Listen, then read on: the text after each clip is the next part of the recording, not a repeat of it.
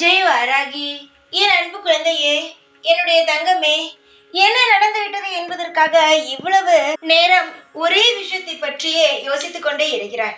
ஒரு விஷயத்தை யோசிக்கலாம், ஆனால் அதுக்குள்ளேயே மூழ்கி விடக்கூடாது. ஏன் தெரியுமா? அடுத்த விஷயத்தை உன்னால் செய்ய முடியாது.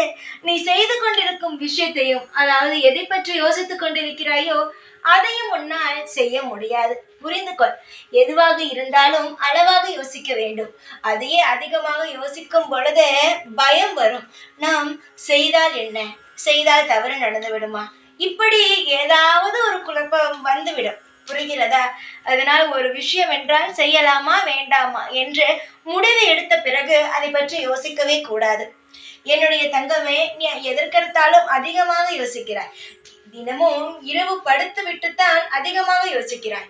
என்னுடைய தங்கத்திற்கு மிகவும் அதிக யோசனைகள் வருகிறது.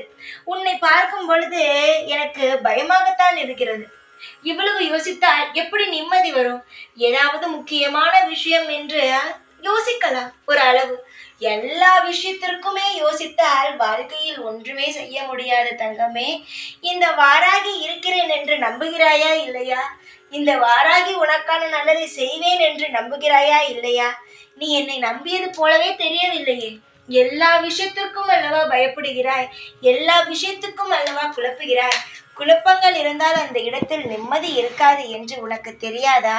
உனக்கு எவ்வளவுதான் வாழ்க்கையில் பாடம் இருக்கிறது. அதனால் நிம்மதி இருந்தால் குழப்பம் இருக்கும். வாழ்க்கையில் எவ்வளவோ விஷயத்தை பார்த்தாய், இது உனக்கு தெரியாதா? குழப்பினால் நிம்மதி இருக்காது, அமைதியாக இருந்தால் எல்லாமே அமைதிகரமாக நிம்மதிகரமாக நடக்கும் என்று தெரியாதா? தங்கமே, எதுவாக இருந்தாலும் யோசிக்கலாம், அதிகமாக யோசிக்க கூடாது. உன்னுடைய வாழ்க்கையில் நீ செய்யும் தவறே இதுதான். இதை நீ முழுமையாக மாற்றிக்கொண்டாலே அனைத்துமே உனக்கு நல்லதாகவே நடக்கும். யாருக்காகவும் எப்பொழுதும் உன்னுடைய முடிவை மாற்றிக்கொள்ள வேண்டாம். ஆனால் எப்பொழுதுமே குழப்பிக்கொள்ளவும் வேண்டாம்.